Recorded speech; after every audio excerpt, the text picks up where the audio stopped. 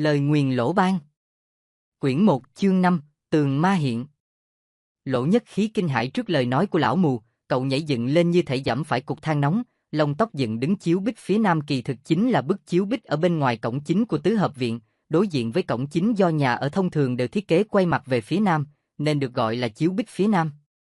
Thông thường, nó được xây cách phía trước tòa nhà đối diện một quãng, song đôi khi cũng được xây sát vào tường của khu nhà đối diện, chủ yếu là nhằm che chắn bố cục rối loạn của khu nhà phía trước, đảm bảo vẻ ngay ngắn và mỹ quan cho khu vực trước nhà mình. Trong phong thủy học cho rằng nó có tác dụng việt tàng phong tụ khí, đề phòng tán khí thất vận. Tuy nhiên, ở phía đối diện với trạch viện này lại không hề có căn nhà nào, chỉ có một con đường lát đá, vài đám đồng hoang, nên không cần thiết phải xây chiếu bích hơn thế nữa. Tại vị trí mà lão mù vừa chỉ, lại không hề có lấy một viên gạch, nhưng Lỗ Thịnh Hiếu lại không hề tỏ chút nghi ngờ. Ông nói với Quỷ Nhãn Tam, Nghê Tam, cậu qua đó xem sao. Lúc này Lỗ Nhất Khí mới biết Quỷ Nhãn Tam họ Nghê, và cũng cho tới lúc này, cậu mới nhìn thấy khuôn mặt của Quỷ Nhãn Tam. Vì khi bác cậu còn chưa nói dứt câu, Quỷ Nhãn Tam đã nhanh chóng giật bỏ tấm vải choàng màu đen, để lộ ra một khuôn mặt xương xẩu, trắng bệch song còn khá trẻ, cùng một bộ trang phục gọn gàng với chiếc áo chẽn và vòng cổ tay cũng bằng da bò, duy có con mắt bên trái vẫn ẩn phía sau miếng da hình bầu dục, hai đầu của miếng da được buộc lại bằng một sợi gân bò, thiết chặt trên đầu. Quỷ Nhãn Tam không nói không rằng, dắt tấm vải choàng vào chiếc thắt lưng da bò, quạt tay ra sau rút từ trong chiếc túi da đeo trên lưng ra một chiếc cuốc mỏ hạt bằng thép ròng, động tác nhanh như làm phép, chỉ một loáng sau, đã bổ xuống mặt đất lạnh cứng hơn 200 lỗ lớn bằng cỡ ly rượu. Sau đó, hắn cất cuốc vào trong túi da, khi rút tay trở lại, đã thấy cầm theo một chiếc xẻng lưỡi cày, khô khoắn vùng vụt.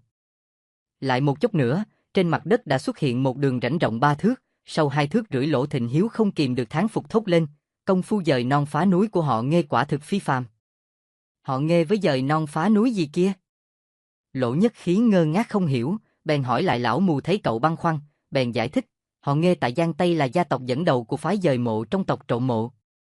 Người trong gia tộc này đặc biệt sở trường về dời mộ phá mộ, với 7 tuyệt kỹ đào, khoét, bới, đục, gõ, trượt, phá, và 4 thuật là định thi biến, phá tà chú, đọc âm văn, đoạn quỷ triền. Bất kể là mộ của đế vương hay quan lại, chỉ cần họ tìm thấy huyệt, mọi thứ quý giá trong hầm mộ đều bị cuỗng sạch trơn tay. Nghê Tam này là một cao thủ hiếm hoi trong thế hệ trẻ của gia tộc họ Nghê, biệt hiệu trong giang hồ là Quỷ Nhãn Tam. Đào bới chút đất này đối với hắn là mốt việc vặt chả thấm tháp vào đâu.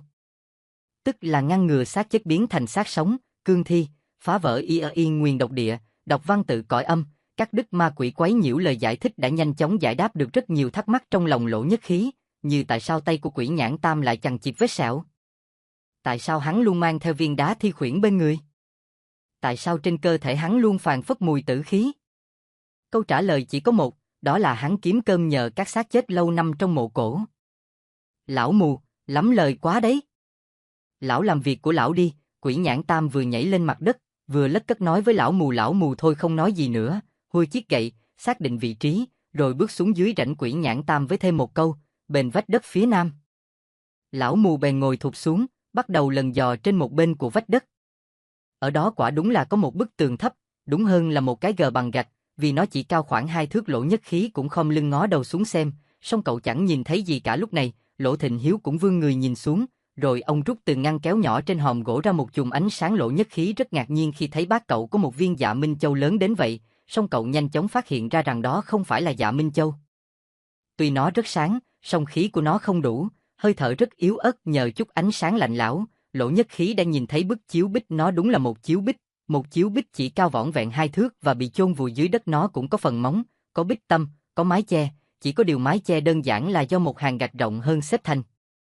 Toàn bộ chiếu bích đều được xây bằng gạch xanh nhỏ nung kỹ, đèn bóng, không hề có hình thù trang trí hay điêu khắc nào, cực kỳ đơn giản. Lão mù, cẩn thận đấy, tường ma vỡ, ma bủa vây. Quỷ Nhãn Tam nói năng lúc nào cũng kiệm lời, giọng trầm và nhỏ. Lão mù cười khẩy, cậu lớn, đừng có dọa ta, lão mù này bị dọa quen rồi. Chỉ có họ Nghê các ngươi biết bày trò bắt ma đuổi quỷ, còn lão mù này không biết. Thằng nhóc, nếu ngươi có bản lĩnh, thì đục cho cái lỗ đúng bích tâm, thả mấy con ma ra đây, ta với ngươi so tài cao thấp. Tôi không dám, kỵ nhất chuyện này. Quỷ Nhãn Tam vẫn thì thầm đáp. Lão mù thôi không đôi co với Quỷ Nhãn Tam nữa, tiếp tục sờ soạn trên bức tường. Ma quỷ, lẽ nào đây quả thực là bức tường của địa phủ, ngăn cách giữa nhân gian và cõi âm tào? Nghe đoạn đối đáp giữa hai người họ, Lỗ Nhất Khí không hề cảm thấy sợ hãi. Nãy giờ cậu quan sát bức tường vô cùng chăm chú, không cảm nhận thấy ở đó có thứ gì khiến cậu phải sợ hãi cả. Thế nhưng, đây có thực là bức chiếu bích ma không? Chính xác là như vậy. Lỗ Thịnh Hiếu đứng thẳng người dậy, bước về phía Lỗ Nhất Khí, nói, đừng nghe bọn họ nói càng.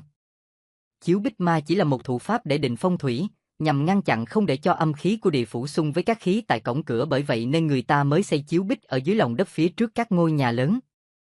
Hóa ra chỉ đơn giản là như vậy. Lỗ Nhất Khí lại ngồi thụp xuống nhìn lão mù vẫn đang lần mò dưới rãnh, nhưng cuối cùng, lão thở dài một tiếng, rồi đứng dậy, nét mặt lộ vẻ thất vọng, xem ra nãy giờ chẳng thu hoạch được gì. Mọi người lại chìm trong im lặng. Chú mù, tại sao chú lại biết được ở đây có một bức chiếu bích ma?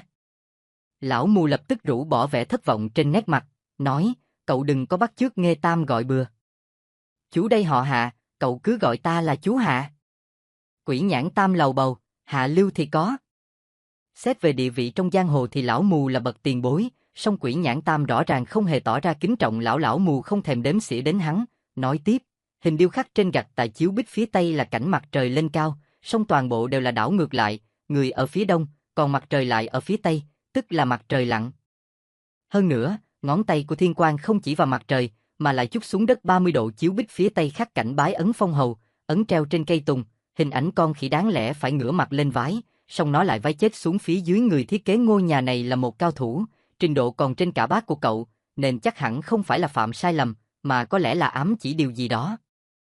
Mà phía trước cổng chỉ là một bãi đất bằng trống trải, nên chắc hẳn là ám chỉ cái gì đó ở dưới đất. Nếu là ngầm dưới đất, lại ở vị trí này, thì khả năng lớn nhất chính là một bức chiếu bích ma. Lời nói của lão mù đã vô tình giúp Lỗ Nhất Khí biết thêm một chuyện, đó là bác cậu là một cao thủ về kiến trúc, nhưng dường như thông tin này vẫn nằm trong dự liệu của cậu. Nét mặt cậu bình thản không chút ngạc nhiên, cũng chẳng nói câu nào, chỉ đưa tay đón lấy khối sáng từ trong tay Lỗ Thịnh Hiếu rồi đi về bức chiếu bích phía tây. Cậu đã nhìn rõ, hình khắc trên nền gạch đúng như lời lão mù vừa miêu tả, chỉ có điều ngón tay của thiên quang không chỉ vào chính giữa của chiếu bích ma, mà chỉ ra mé ngoài của bức tường. Hình điêu khắc trên bức chiếu bích bên kia cũng như vậy, tức là chúng đều không chỉ vào chiếu bích ma, mà chỉ vào hai thứ khác. Vậy đó là thứ gì? Lỗ Thịnh Hiếu đột ngột kêu lên, cánh nhạn. Chiếu bích cánh nhạn. Cũng là một dạng chiếu bích, nhưng không phải là một bức tường thẳng, mà ở phần giữa hoặc nửa sau có chỗ gấp khúc, giống như phần cánh của con nhạn đang bay. Lời nói còn chưa dứt hẳn, Quỷ Nhãn Tam không để cho ai kịp nói gì, cây cuốc mỏ hạt và cây xẻng lưỡi cày đã múa tít như bay. Ở hai bên chiếu bích ma lại xuất hiện hai đoạn tường ngắn, đó chính là phần cánh nhạn của chiếu bích ma. Lão mù không bước xuống rãnh, chỉ khua chiếc cày quẹt quẹt vài cái trên cánh nhạn phía đông, rồi quả quyết nói, Nghê Tam, viên gạch thứ hai từ trên xuống, cách mép trái 5 tấc, phá nó ra. Một tấc tương đương khoảng 3,33 cm. Một giọng nói điềm tĩnh vang lên, khoan đã, để tôi. Đó chính là Lỗ Thịnh Hiếu. Ông rút từ trong hòm gỗ ra một cây đục sắt dài và mảnh, sau đó vừa đi về phía cánh nhạn, vừa bảo Lỗ Nhất Khí, dẫn chú Hạ sang phía tây ngoài 10 bước. Rồi ngoảnh sang phía Quỷ Nhãn Tam, nói, cậu Tam, kiếm thứ đồ lề gì che chắn cho ta. Lão mù không đợi Lỗ Nhất Khí đến dẫn, đã tự đi về phía tây 15 bước. Lỗ Nhất Khí đành đi theo sau lão. Sau đó cậu cố gắng giơ cao hết mức viên đá phát sáng trong tay, muốn nhìn cho rõ từng hành động của bác, bởi lẽ sự thận trọng của ông đã cho cậu biết rằng, đây lại là một lần mạo hiểm. Cảm giác căng thẳng giống như khi nhìn ông mở cổng lại trở lại trong cậu, bàn tay rịn mồ hôi lạnh tiếp tục lần đến bán súng. Quỷ Nhãn Tam đứng sau Lỗ Thịnh Hiếu thoát một cái, hắn đã rút ra một thứ gì đó từ chiếc túi da sau lưng, tay phải kéo, tay trái đẩy, dây ke ngì một tiếng, bật mở ra. Đó là một cây dù gọng thép, tán thép. Chỉ cần liếc qua, Lỗ Nhất Khí đã nhận ra đó là cây dù Vũ Kim Cương. Trước đây, trong một lần hiếm hoi, Lỗ Thịnh Hiếu kể cho cậu nghe những chuyện thú vị trong giang hồ, có nhắc đến cây dù này. Nghe nói cây dù này từng được viết trong sát khí biệt sách như sau, để thu lại như côn kiếm giết người, mở ra như lá sen che phủ, cầm ở trên tay kim cương, che chắn một trời mưa máu. Nó được chế tạo ra căn cứ vào cây dù báu hỗn nguyên trên tay của Đa Văn Thiên Vương, một trong tứ đại kim cương cư trú tại phương Bắc, bởi vậy có tên là Vũ Kim Cương. Tuy rằng các bộ phận trên cây dù như đỉnh, cán, gọng, viên mép đều được thiết kế thành vũ khí sắc bén, nhưng tác dụng chủ yếu của nó vẫn là ngăn chặn các loại ám khí sát thương như tên, phi tiêu. Chẳng có gì ngạc nhiên khi Nghê Tam luôn mang theo bảo bối này bên mình, bởi lẽ nó có tác dụng rất lớn khi phá giải các cơ quan trong lúc trộm mộ. Sau khi Vũ Kim Cương mở ra, Lỗ Nhất Khí đã yên tâm phần nào, bàn tay nắm bán súng cũng thả lỏng đôi chút. Cậu không biết cây dù thép đó có thể chịu đựng được sức công phá lớn đến đâu, cũng không rõ tài sử dụng của Quỷ Nhãn Tam cao cường đến mức nào, thế nhưng trực giác vốn lúc một tự tin đã mách bảo với cậu rằng, nó khác nào áng mây lành che chư thần, đóa hoa sen hộ chư tiên. Lỗ Thịnh Hiếu chưa vội hành động ngay ông lại ngồi xuống, kiểm tra cẩn thận vị trí mà lão mù vừa nói sai sót khi nãy đã khiến ông trở nên thận trọng hơn nhiều. Ông không cho phép xảy ra bất kỳ sơ suất nào nữa, nếu không, ông sẽ đánh mất mọi niềm tin còn lại, cũng sẽ khiến ông từ bỏ sứ mệnh cuối cùng. Nhờ ánh sáng lờ mờ phát ra từ viên đá, Lỗ Nhất Khí nhìn thấy tấm thân già nua của bác cậu bỗng chốc vươn thẳng, linh hoạt nhanh nhẹn không khác gì một tráng niên.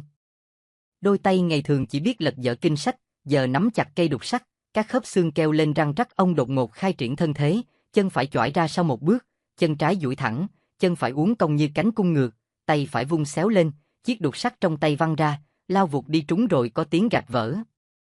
Lặng phắt, vẫn lặng phắt. Chờ đợi, tiếp tục chờ đợi.